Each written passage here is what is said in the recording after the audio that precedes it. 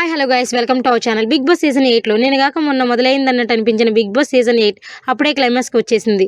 మరో 2 వారాల్లో ముగించుకుపోతున్న ఈ సీజన్ నుండి ఈ వారం డబుల్ ఎలిమినేషన్ ద్వారా టేస్టీ తేజ, పృథ్వీరాజ్ శెట్టి ఎలిమినేట్ అయిన సంగతి అందరికీ తెలిసిందే. టేస్టీ తేజ ఎలిమినేషన్ని అందరూ ఊహించిందే. ఆయన ఎలిమినేట్ అయినప్పుడు ఆడియన్స్ పెద్దగా బాధపడలేదు, కానీ పృథ్వీరాజ్ ఎలిమినేషన్ మాత్రం చాలా అన్యాయంగా ఫీల్ అవుతున్నారు నెటిజన్స్. వీరిద్దరి ఎలిమినేషన్ తర్వాత హౌస్లో ఇప్పుడు 7 మంది మిగిలారు. ప్రతి వారం లాగానే ఈ వారం కూడా నామినేషన్ ప్రక్రియ ఆదివారం రోజు మొదలైంది. దీనిని మనకి సోమవారం టెలికాస్ట్ చేస్తారు. వాడి వేడి వాతావరణంలో జరిగిన ఈ సీజన్ చివరి నామినేషన్ ప్రక్రియ ఈ సీజన్కి సంచలనం అవ్వబోతుందని చెప్పవచ్చు.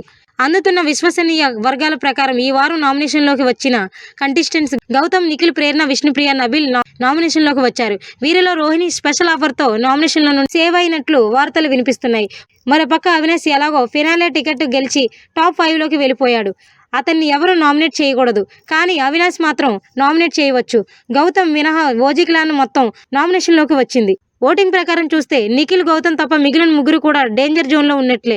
కాబట్టి ఈ వారం ప్రేరణ ఎలిమినేట్ అయ్యేందుకు ఎక్కువ అవకాశాలు ఉన్నాయి. అదేవిధంగా నబిల్, విష్ణుప్రియలు కూడా సమానమైన అవకాశాలు ఉన్నాయి. సింగిల్ ఎలిమినేషన్ ఉంటే ప్రేరణ, డబుల్ ఎలిమినేషన్ ఉంటే ప్రేరణ, విష్ణుప్రియ ఇద్దరు కూడా ఎలిమినేట్ అవ్వచ్చు. మరికొన్ని వీడియోస్ కోసం చూస్తూనే ఉండండి అవర్ ఛానల్. మరికొన్ని లేటెస్ట్ అప్డేట్స్ కోసం చూస్తూనే ఉండండి our channel. Please subscribe our YouTube channel.